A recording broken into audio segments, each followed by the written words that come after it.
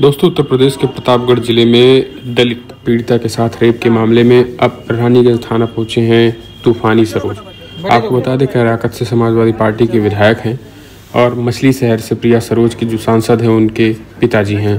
कैराकत के जो ये विधायक हैं तूफानी सरोज, ये उस पीड़ित महिला के घर पहुंचे हैं और उसकी मां जो मृतका थी, जिसका रेप करके हत्या की गई, उसके साथ दुष्कर्म करके उसको मारा गया था। उस पूरे मामले में 3 आरोपियों की गिरफ्तारी हो गई, लेकिन पीड़ित परिजनों से मिलने समाजवादी पार्टी के विधायक पहुंचे और उन्होंने आर्थिक सहायता भी दी है। देखिए क्या कुछ कहा है उन्होंने।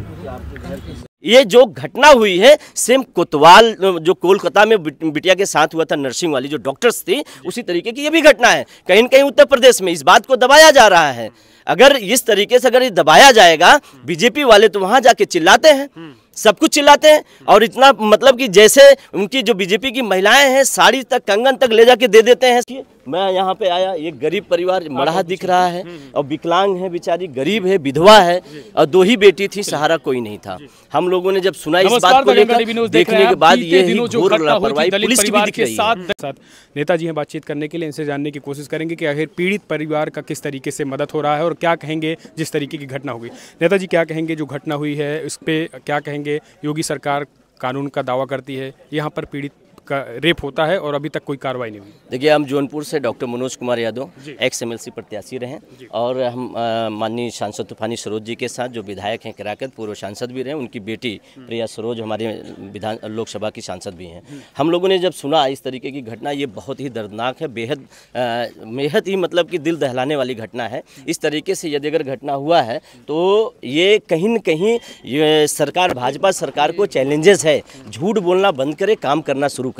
ये झूठ बोलने से काम होना नहीं है। जिस गरीब के साथ घटना हुई, क्या इस यहाँ पे इस देश में दलित परिवार को रहने के लिए आज भी क्या वही प्रथा में जी रहे हैं सब?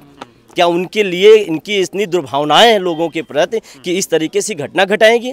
कि बेटी जो नर्सिंग की थी, ये वहाँ अस्पताल में 4 साल से काम कर रही थी और कई बार पीड़ित की गई है और यहाँ पे भी हम लोग तक शिकायत भी किया गया होगा, मगर कोई सुनवाई नहीं हुई, जिसकी वजह से आज ये घटना हुई। आज देखिए, मैं यहाँ पे आया, ये गरीब परिवार मड़ा दिख रहा है और विकलांग है, बेचारी गरीब है, विधवा है और 2 ही बेटी थी, सहारा कोई नहीं था। हम लोगों ने जब सुना इस बात को लेकर, देखने के बाद ये घोर लापरवाही पुलिस की भी दिख रही है। जिस तरीके से अपराधियों को पकड़ा नहीं गया और तहरीर देने के बावजूद भी और फिर इसके बाद उसको छोड़ के रखे हो, क्या ये संगीत सोम की तरह छोड़ के रखे हैं? बस यहाँ पे एक बेटी है, एक महिला है, अगर इन लोगों को हटा दिया जाए, सारे मामले केस समाप्त हो जाए। पुलिस क्यों रोक के रखी हुई है? 24 घंटे से ऊपर हो गया, 48 घंटे होने को आया है, अभी तक कोई कार्रवाई नहीं जा रहा है कि पुलिस प्रशासन पर भी पथरा हुआ। पुलिस काम कर रही थी, अपना लाशों को आगे कर रही थी, कह रही थी पीड़ितों को हम गिरफ्तार करेंगे, जो आरोपी गिरफ्तार करेंगे, लेकिन उसके बावजूद भी पुलिस पर पथराव हो गई। इस तरीके की क्यों हुई पथराव? आप पत्रकार हैं और तमाम लोग हैं, यहाँ के जनता, यहाँ के लोग, लोकल गाँव के लोग सब इंजर्ड हैं, सब इंजर्ड हैं। कारण क्यों हुआ जो पथराव हुआ? यदि अगर आप उनकी बात सुन लिए होते, उनकी बात मान लिए होते तो पथराव ही नहीं होता। आप पथराव करने का कारण तो बढ़ा होगा, कोई कारण तो हुआ होगा जो जनता आक्रोशित हुई। क्यों हुई? यहाँ की लापरवाही होगी। और कहीं न कहीं से मुझे लग रहा है कि जो आरोप है, ये पीड़ित परिवार का आरोप है कि यहाँ का सच्चो जो है वो खुद ही दोषी थे, वो खुद दोषी है, जिसके वजह से जो है ये इतनी घटनाएं यहाँ तक बढ़ी। बेटी का जो है उसको उठाते, पोस्टमार्टम कराते हैं और मुकदमे दर्ज कराते हैं। दर्ज कराने के बाद उन जो अस्पताल चलाने वाले लोग हैं उन लोगों के ऊपर कार्रवाई होती, तो आज ये घटना नहीं हुई। और आप इतनी दबंगई दिखा दे रहे हैं कि आप जो है मुंह बंद करवाना चाहते हैं, गरीबों का मुंह बंद करवाना चाहते हैं। सरकार कर रही है, हम दावा कर रहे हैं, SP साहब कर रहे हैं कि हम कार्रवाई कर रहे हैं, उसके बावजूद भी जो है इसमें कुछ लोग कार्रवाई हुई भाई, कौन सी कार्रवाई हुई? कार्रवाई हुई होती तो कम से कम 20-25 लोग इंजर्ड हुए हैं, इस गांव के लोग, महिलाएं इंजर्ड हुई, अभी तक उनकी मेडिकल नहीं हुए हैं और मेडिकल होने के बावजूद भी अभी तक उनका जो है मुकदमा नहीं लिखा गया। ऊपर से मुकदमा किसका लिखा गया? पुलिस ने लिखवाया कि मेरे ऊपर जो अटैक किया गया। पुलिस स्वयं मुकदमा लिख रही है अपने ऊपर और फिर इसके बाद यहाँ के लोगों का न मेडिकल हुआ, न तो जाँच हुई, इंजर्ड हुए, अस्पताल में भी नहीं लेके गया, दवाई भी नहीं हुई। बेटी आज भी जो बेटी जो उसकी बहन है छोटी, वो भी इंजर्ड पड़ी हुई है, डोल नहीं पा रही है। ये कहाँ का न्याय है? एक तरफ है यहाँ पे हम देखते हैं ये कौन सा करणी सेना वाले लोग के जो है समाजवादी जो राज्यसभा अरे राम जी लाल सुमन जी के घर पे अटैक कर देते हैं और एकदम गाड़ी चलाते हुए पुलिस बैरियर लगाए हुए पुलिस को ढकेलते हुए चले जा रहे हैं। एक तरफ का न्याय उधर है और पुलिस वहां कुछ बोल नहीं रही है। गिरफ्तार करके शाम को पता नहीं किसके प्रभाव से छोड़ दिया गया उनको, और यहाँ की महिलाओं को तोड़ा गया, हाथ पैर तोड़ दिया गया, अभी तक मुकदमा नहीं लिखा गया। तो ये पुलिस किस तरीके से डीलिंग होती है, किस तरीके से पुलिस डील होती है। सिर्फ सरकार जो है ये सिर्फ नाकाम सरकार है, इसका कोई काम नहीं है। ये जो घटना हुई है सेम कोतवाल जो कोलकाता में बिटिया के साथ हुआ था, नर्सिंग वाली जो डॉक्टर्स थी, उसी तरीके की ये भी घटना है। कहीं न कहीं उत्तर प्रदेश में इस बात को दबाया जा रहा है।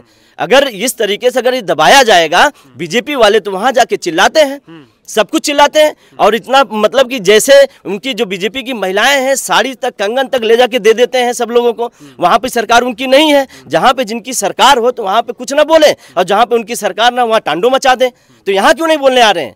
यहाँ तो इनकी सरकार है भाजपा की, यहाँ क्यों नहीं बोल रहे हैं? यहाँ करें हम कार्रवाई कर रहे हैं। कौन सी कार्रवाई है भाई, कौन सी कार्रवाई है? कोई कार्रवाई है? पीड़ित की माँ कह रही है कि हमारे साथ गांव वाले हमारी मदद कर रहे हैं और पुलिस उनके ऊपर लाठी चला रही। ये कोई मदद है? ये सरकार की मदद है? अरे हम तो समझते हैं शासन और प्रशासन की ही मापदंड से जो है गरीब यहाँ जीते उत्तर प्रदेश में। और आज इनका मापदंड क्या है कि गरीबों को प्रताड़ित करना, उनका मुकदमा न लिखना। और कहीं न कहीं मुझे ये लग रहा है कि मिली भगत से काम हो रहा है, डिले हो रहा है।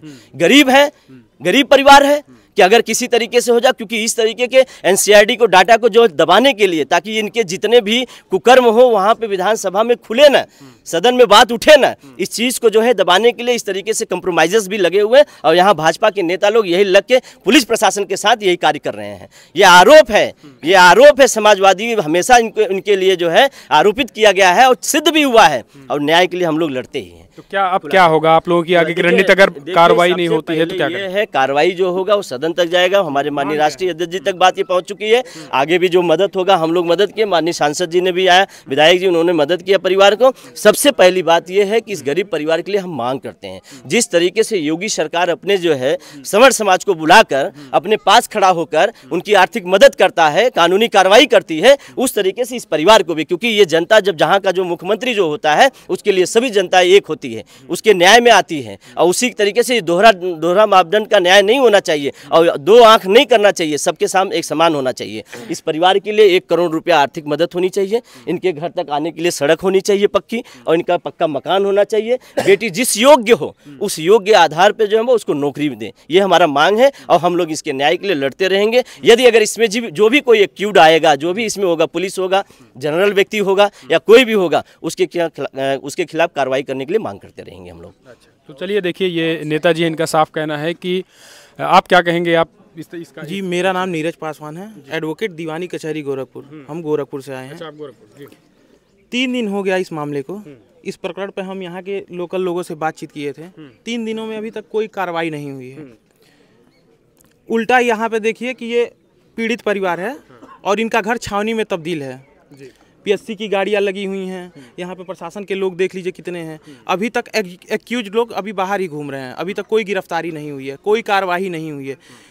हम बताना चाहेंगे कि यहाँ उस दो बहन लोग ही थीं।